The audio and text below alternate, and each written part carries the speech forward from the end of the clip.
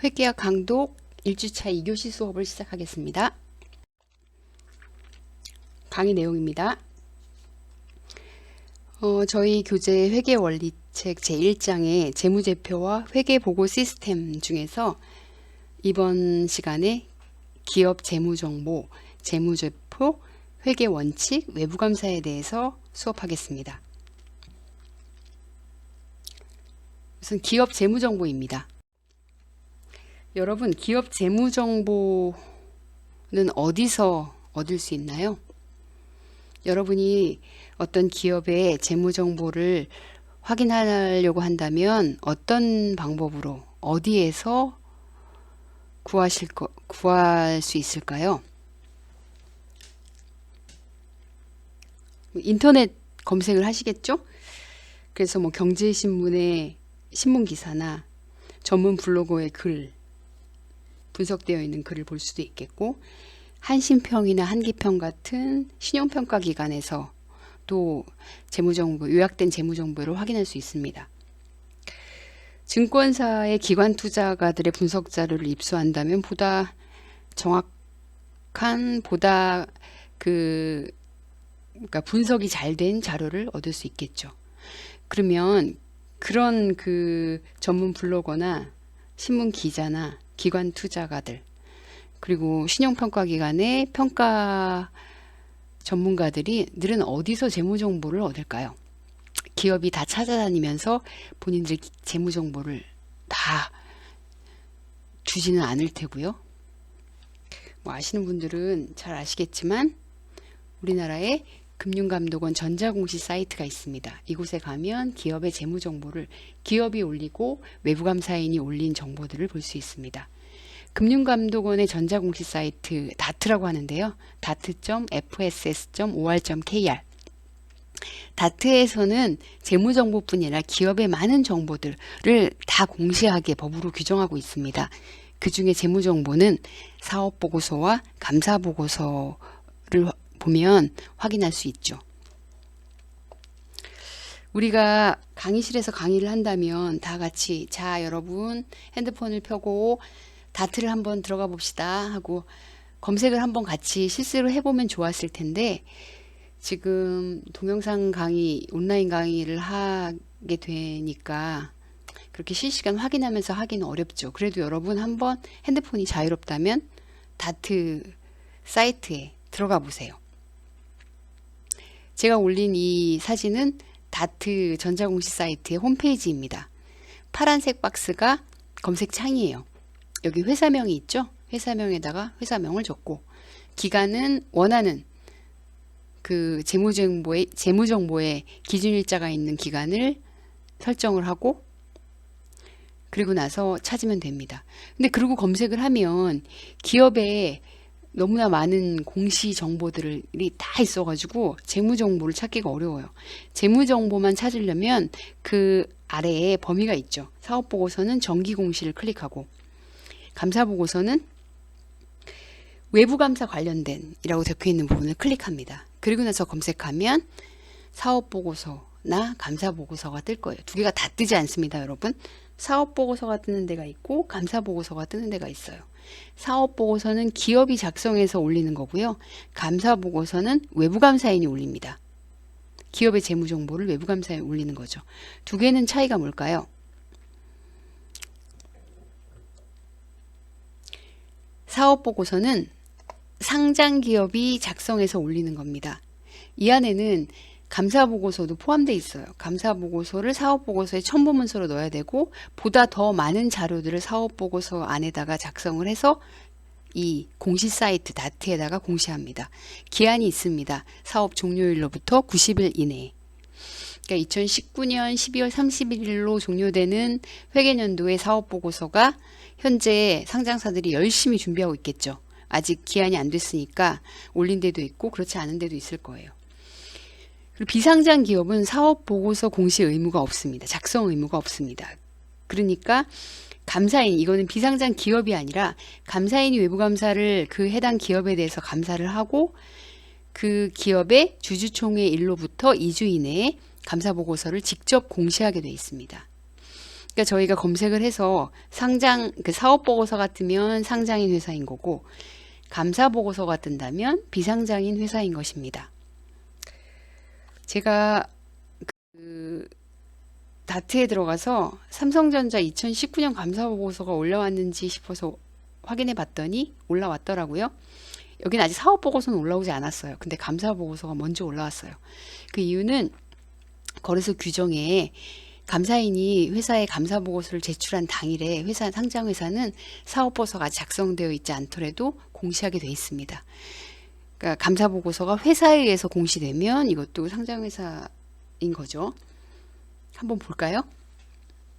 지금 연결 재무제표, 연결 감사 보고서를 제가 열었고 거기에 첫 번째 재무제표인 연결 재무상태표를 지금 첨부해서 올렸습니다. 여기 보기 전에 삼성전자가 회사명이 다트 아래 적혀 있는데 왼쪽에 U라고 적혀 있어요. U는 뭘까요?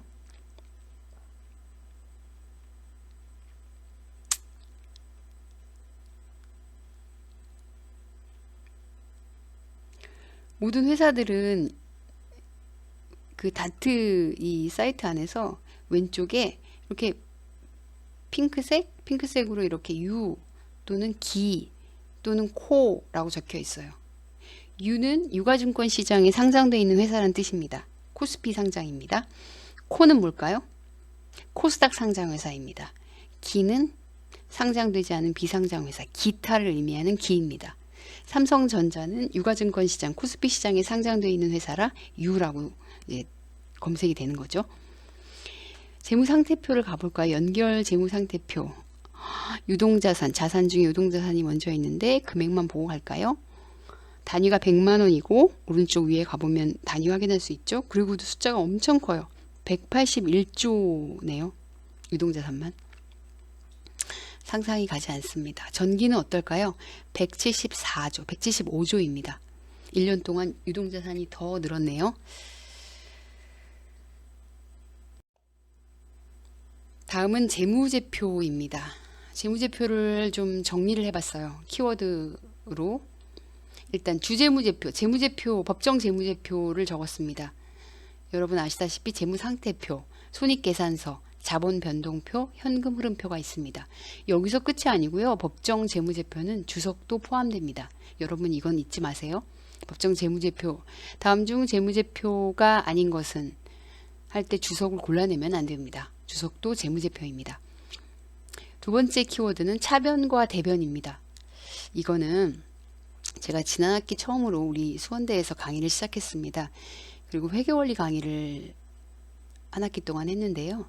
끝날 때쯤 해서 회계원리를 굉장히 열심히 듣고 공부도 열심히 했던 학생인데 저한테 질문 또는 굉장히 심각하게 물어보는 거예요. 교수님, 저는 회계하기 재미있긴 한데요.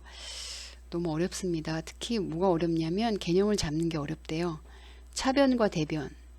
왼쪽에 차변이고 오른쪽 대변이다. 외우라면 외울 수 있대요. 차변에 자산과 비용이 들어가고 대변에 부채와 자본 수익이 들어간다. 그렇게 암기를 해서 문제를 풀고 분개를 하고 재무제표 작성하고 했대요. 그런데 차변에 자산과 비용이 들어가는 게 왠지 자산과 수익이어야 될 것 같고 대변에 부채와 자본과 수익인데 부채가 들어가니까 비용이 들어가야 될 것 같은데 이게 왜 어떻게 연결된 건지 모르겠다고. 그래서 한참을 그 학생과 이야기를 했었고 이 부분을 좀 함께 짚고 넘어가면 좋겠다라고 생각해서 차변 대변이라는 꼭지를 하나 키워드로 넣었습니다. 차변과 대변. 여러분도 이렇게 약간 의구심이 드나요? 뭐 전적으로 이해가 되시는 분들은 뭐 감사한 거죠. 차변 대변은 T계정에서 나오는 거죠. 재무제표는 T계정이다. 이것도 맞는 말입니다. T계정의 왼쪽을 차변이라고 하고 오른쪽을 대변이라고 합니다. 그리고 회계원리에서 나와 있을 거예요. 차변은 자금의 운용, 지출과 관련된 부분이고 대변은 자금의 원천, 자금의 조달과 관련된 부분이다. 대변의 자금의 원천과 조달, 그래서 부채와 자본이 대변에 들어갑니다. 자금의 운용과 지출과 관련된 부분이라 차변에 대변 자산이 들어갑니다. 한자를 한번 보겠습니다. 차변, 대변 한자. 차자는 빌릴 차자입니다. 변은 가변자인데요. 뭐 도로변 이렇게 할 때 그 사이드를 얘기하죠. 빌리는 사이드. 대변은 빌려줄 대자예요. 빌려주는 사이드. 빌려준 뭐 대부업의 대자가 빌려줄 대자고, 또 차대 임차인 임대인 있죠. 여러분 학생들 중에 직접 원룸을 빌려가지고 자취를 하고 있는 학생들도 있을 거예요. 그러니까 학생들은 임대차 계약서를 작성해 봤죠. 임대차 계약서를 작성할 때 임차인과 임대인이 있습니다. 임차인은 뭐고 임대인은 뭐죠?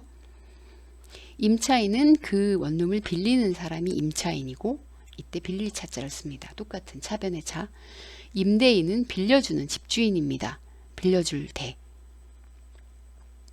차변은 돈을 빌리는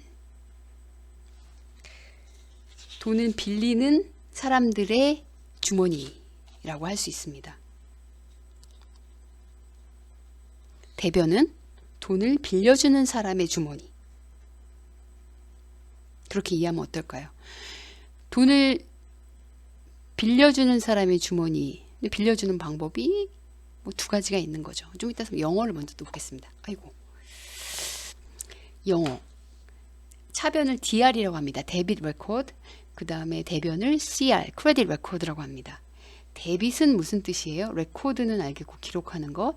데빗은 이게 영어 사전을 찾아보면 은행에서 인출하자, 돈이 나오는 인출하다의 뜻입니다. 데빗 카드라고 들어오셨어요, 여러분? 영어로 데빗 카드는 우리나라 체크 카드를 데빗 카드라고 합니다. 영어로. 크레딧 카드는 아시죠? 크레딧. 크레딧은 신용, 믿음 그런 거예요. 대변 쪽에 자금을 조달하고 자금의 원천이 되는 쪽은 아까 돈을 빌려준 사람의 주머니라고 했어요. 돈을 빌려준 사람들은 크레딧 있는 사람한테만 빌려주겠죠. 그래서 크레딧 레코드입니다. 이 기업의 크레딧 레코드가 대변에 들어가는 거. 차변은 현금을 인출하는 레코드, 인출하는 방이라 그랬어요. 빌린 사람의 방입니다. 이 방에서 그 돈을 가지고 자금을 운용하고 자금을 지출합니다. 자금을 지출하고 운용하는 방법. 기업을 만들어서 이제 자금 조달을 했어요. 그래서 자금을 운용하고 지출하려고. 그래서 땅을 사고 공장을 짓고 기계를 사고 물건을 만들어서 공장을 짓고 물건을 만들어서 사람도 고용하고 월급도 주고 만들고 팔고, 그렇게 해서 기업이 점점 커지고 있습니다. 자금 운용하는 것들이 땅을 사는 것도 자금 운용이고, 공장을 짓는 것도 자금 운용이고, 기계 장치를 사는 것도 자금 운용이고, 사람을 고용해서 월급을 주는 것도 자금 운용입니다. 그리고 물건을 만들기 위해서 재료를 구입해서 그 재료를 가지고 물건을 만드는 것도 자금의 운용입니다.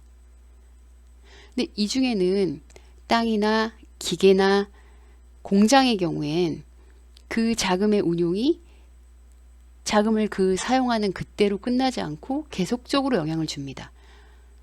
토지의 경우에는 100년, 20년 팔지만 않으면 계속 우리 소유인 채로 남아있는 거고요.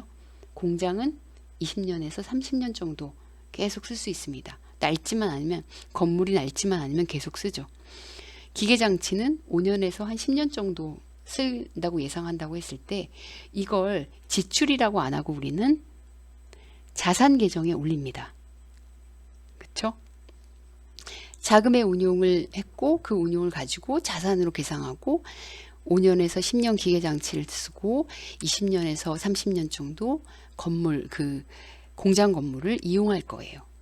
근데 한 달에 한 번씩 주는 직원에 대한 월급은 어떻습니까? 급여를 주는 거는 자산인가요? 아니죠. 자금의 운용은 맞지만 그거는 한 달 한 달 매번 들어가는 지출이 됩니다.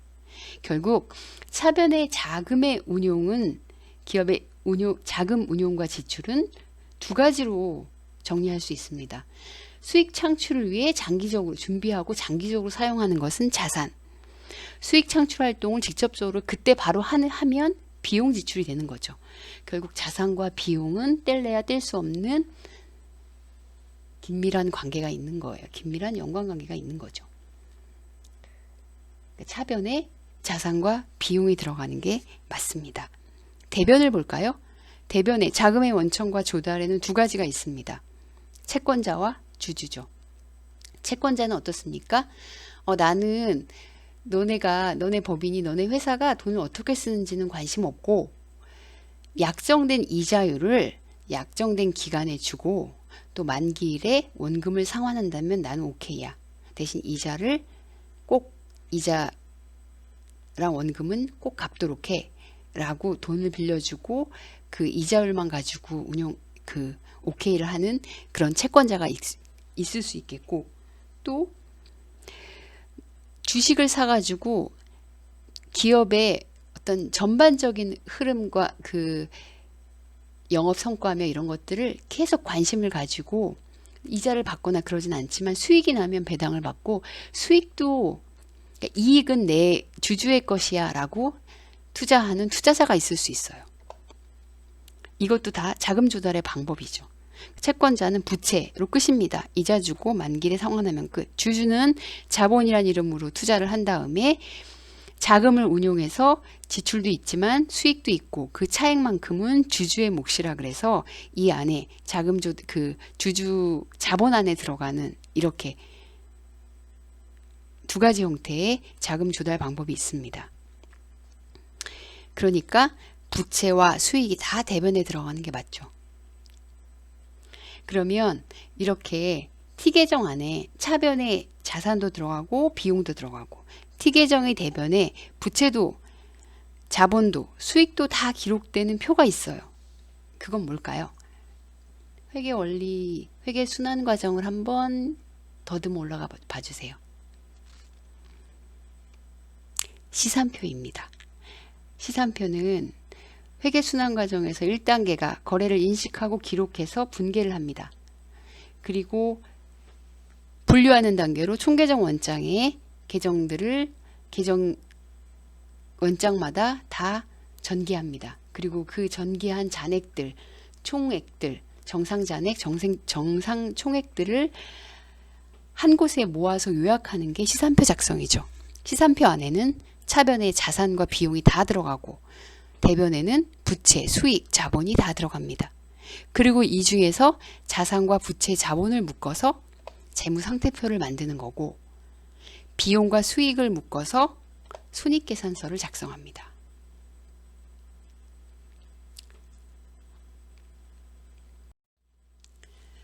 재무제표의 다음은 유동자산과 비유동자산입니다.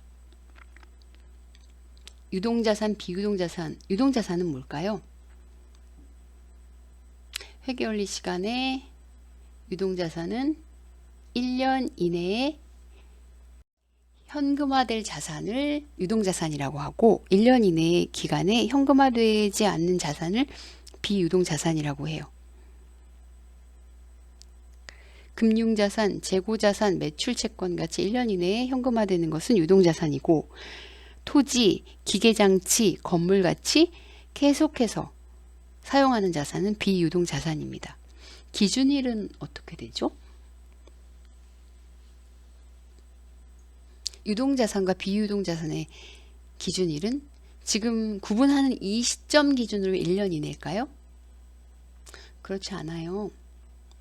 기준일은 6가지로 실무에서 쓰는데요. 이게 다 같은 말이에요. 기말 기준으로 1년 이내에 현금화될 자산 유동자산입니다. 기말을 결산일이라고도 하고 또 교과서에는 보고기간 말이라고 표현도 씁니다.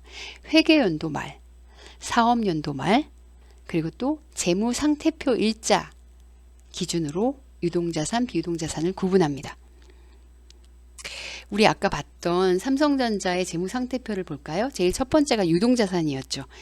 2019년 12월 31일 결산일 현재, 보고기간 말 현재, 회계년도 51기 기말 현재 181조가 유동자산이었습니다.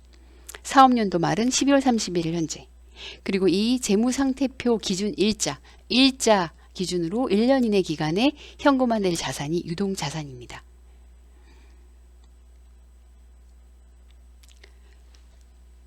유동자산, 비유동자산에 대한 구분이 1년도 중요하지만 기존 일자가 더욱 중요합니다. 다음은 금융자산과 재고자산, 유형자산, 무형자산을 썼어요. 아까 뭐라 그랬죠? 금융자산, 재고자산은 유동자산이고 유형자산, 무형자산은 비유동자산입니다. 자산에, 그러니까 기업이 돈을 빌려서 그 자산을 운용하고 지출하는데 금융기관의 금융상품에 투자를 하면 금융자산이죠. 그리고 그 아래 칸에 금융부채가 있는데 금융기관으로부터 돈을 차입하면 금융부채예요. 그러니까 기업은 부채도 있고 금융기관으로 차입도 하고 그 금융기관에 투자도 합니다. 기업 활동의 일부라고 할 수 있습니다. 그리고 재고자산, 유형자산, 무형자산. 재고자산 쪽은 여러분 재고자산이 1년 이내에 재무상태표 기준일자 기준으로 1년 이내에 현금화될 거라고 우리는 생각해서 재고자산으로 유동자산으로 분류했는데 그게 팔리지 않고 1년이고 2년이고 계속 재고인 상태로 있어요. 그러면 이게 재고자산일까요? 아니요, 이거는 재고자산이 아니라 이걸 평가손실, 감액, 이게 가치가 없다라고 보고 감액할지 여부를 결정해야 돼요. 계속해서 두고 있는 자산, 이건 매년 검토해 봐야 돼요. 재고자산 이슈는 사실 이게 평가감 이슈 관련된 부분들을 우리가 다음 몇 주차죠? 하여간 후에 공부해 보도록 하겠습니다. 유형자산 쪽에서는 그 금융비용의 자본화 이런 얘기들을 다음 또 향후에 공부해 보려고 하고요. 지금은 그냥 넘어가겠습니다. 여기 나와 있는 주제들이 이제 우리가 계속 공부를 할 주제들입니다. 다음은 회계 원칙, 회계 기준, 갭 이야기를 하겠습니다. 회계 원칙을 회계 기준이라고도 하고 이거를 갭이라고 합니다. 갭이 뭐죠? 회계 기준입니다. 이게 거의 고유명사처럼 회계학에서 쓰는데요. 갭은 Generally Accepted Accounting Principle 해서 일반적으로 인정된 회계 기준, 회계 원칙입니다. 우리나라의 갭은 무엇입니까?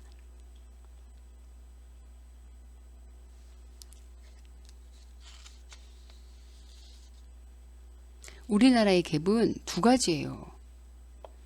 왜 두 가지로 만들었을까요?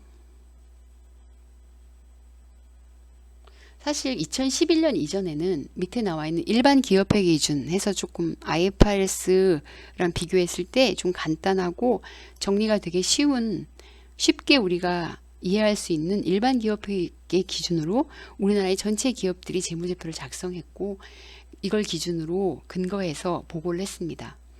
근데 우리나라 기업들이 우리가 자본시장이 커지고 우리나라 내에서만 활동을 하는 게 아니라 자금 조달도 해외 자금, 기관 투자가들이 주식 투자를 하게 되고 또 미국이나 싱가포르 또는 영국에 가서 채권 발행을 하고 채권을 발행한다는 얘기는 자금을 조달하는 거거든요. 그러다 보니까 우리 일반 기업회계 기준에 따른 재무제표에 대한 신뢰성에 의구심을 가지게 되었고 우리의 좀 더 자본 비용이며 자금 조달을 싼 가격에 그러니까 이자율이죠. 자금 조달할 때 내는 대가는 그 이자율을 낮추기 위해서 우리나라는 국제적으로 인정된 회계 기준을 채택하게 된 거예요. 이와 관련해서 좀 아픈 역사도 있고 한데 그거는 향후에 또 설명할 기회가 있을 거라고 봅니다. 그래서 2011년에 국제적인 교류를 하고 또 이해관계자들이 글로벌하게 있는 기업들은 국제 회계 기준을 채택해서 국제 회계 기준에 따라서 재무제표를 작성하게 한 것입니다. 그런 국제적인 기업들을 임의로 나눈 건 아니고요. 상장 기업은 다 다수의 이해관계자, 그 다수의 이해관계자 중에는 주식을 해외 기관 투자자가 살 수도 있고, 상장 기업이라면 채권 발행을 해서 해외에 채권 발행도 가능하니까 상장 기업은 의무적으로 KIFRS, International Financial Reporting Standard라는 KIFRS를 적용해서 재무제표를 작성하게 했습니다. 근데 이게 사실 K갭과 KIFRS가 차이가 엄청 많아요. 두 개가 그냥 KIFRS의 K갭이 일부분이다라고 얘기할 수 없어요. 너무 내용이 다르고 일반 K갭이 좀 단순해요. 그래서 이거는 우리나라 회계 기준이라고 하고, 비상장 기업은 이걸 적용해서 재무제표를 작성하게 듀얼로 나가는 거죠. 우리는 중급 회계나 고급 회계 이럴 때 무엇을 배울까요? 그리고 공무원 시험이나 회계사 시험이나 세무사 시험의 재무회계 쪽에서는 어디를 공부해서 시험을 볼까요? 시험 출제 범위가 어디일까요? 당연히 IFRS입니다. 우리는 IFRS, 상장 기업이 의무적으로 적용해서 재무제표를 만든 IFRS 기준을 가지고 공부를 할 것입니다. 회계 기준 말고 또 외부 감사에 대한 이야기를 하려고 그러는데, 회사가 작성한 아까 삼성전자가 181조의 유동자산을 보고했죠. 유동자산 181조를 KIFRS에 따라서 국제적으로 인정된 회계 기준에 따라서 재무제표가 작성돼서 보고했다고 해도 그거에 대한 신뢰성이 또 의구심이 전혀 끝나지 않았겠죠. 니네가 작성하고 니네가 보고한 걸 어떻게 믿어? 독립되고 전문적인 어떤 기관에 대해서 너희가 작성한 게 맞는지 틀리는지가 아니라 적정한지 아닌지를 검토해 갖고 와. 이게 외부 감사입니다. 상장 기업과 자산 120억 원, 부채 70억 원 등 일정 규모 이상의 비상장 주식회사는 무조건 법에서 독립된 외부 감사인의 감사를 받아야 합니다. 그냥 올릴 수 없어요. 다투에. 감사받은 재무제표를 올려야 합니다. 신뢰성을 확보하기 위한 장치죠. 근데 되게 감사 등록된 회계법인에 따른 상장회사 감사 이런 얘기보다 감사 의견이 4가지가 있고 이런 것도 나중에 계속 배우겠지만, 여러분이 외부 감사, 회계 감사와 관련해서 꼭 기억해야 될 건 3번째 꼭지입니다. 적정 의견을 받은 회사가 우량하다라고, 좋은 회사라고 보증해 주는 것은 아닙니다. 거기 보고된 대로 손실이 난 회사도 적정 의견을 받을 수 있습니다. 바로 다음 기회에 망할 회사도 적정 의견을 받을 수 있습니다.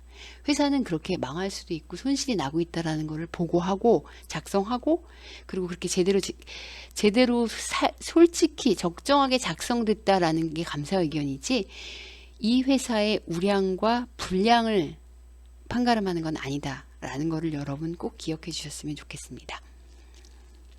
이번 수업은 여기까지고요. 3교시 수업 전에 과제를 알려드릴게요. 1주차 3교시 수업 전에 준비사항은 기사 읽기입니다. 여기 링크돼 있어요. SK 사회적 가치 측정, 다보스도 주목. 2020년 1월자 중앙일보 기사인데요. 이거를 한번 읽어보고 이해관계자 자본주의와 주주자본주의라는 용어를 더 큰 눈으로 한번 확인하신 다음에 3교시 수업을 들어와 주세요. 감사합니다.